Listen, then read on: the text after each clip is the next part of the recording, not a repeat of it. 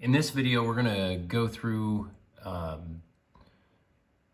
lab lesson 1 Portland Fire MXD file. And I'm going to start you off here. I've downloaded the homework 1 data folder, and I'm starting off here in this arcmapdocument.mxd file.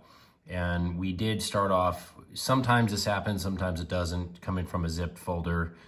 It just has different file paths in terms of where this data was originally created. These MXD files are really nice snapshot in time, but they do have some problems if you move data from maybe your hard drive or a flash drive onto a different into a different location, and that's what's happened here. So we're going to fix that, and the way to do it is to repair the data source. Just basically, you're going to get this MXD file to actually talk to the correct location where that data is actually stored. So for me, that's on my desktop I've created an FT228 folder, my homework 1 data folder. So I'm going to repair this major river here, and we can actually see this if we go over to our catalog window here on the right hand side. I have a folder connection to my desktop, and I'm going to go into this FT228. Here's my homework 1 data set, and here's our individual shape files. So here's this MXD file that we're currently using, and then here's the shape files that are within that. So I see that there's this, it hasn't been renamed, it's major rivers. So I'm just basically gonna get this file to be talking to this file, because that's what's happened here with this red exclamation mark. So we're going to right click on that over here in the table of contents. We're going to point down here to data and then repair data source. If all of your files are stored within the same folder, which is a very good practice, then it's going to repair all of those files that actually have a reference back to that particular folder at one time. So that's a really, really good technique. If you notice, since I've navigated over to here already, it's going to show up here in my look in. Sometimes you might have to change that. So I make these folder connections very broad.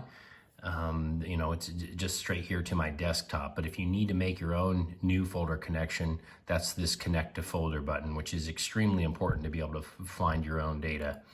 So if I had to navigate, I could go desktop, and then I could go, it's in my FT228 folder, here in my homework 1 data folder. And then I'm going to pick on this major rivers shape file and click add.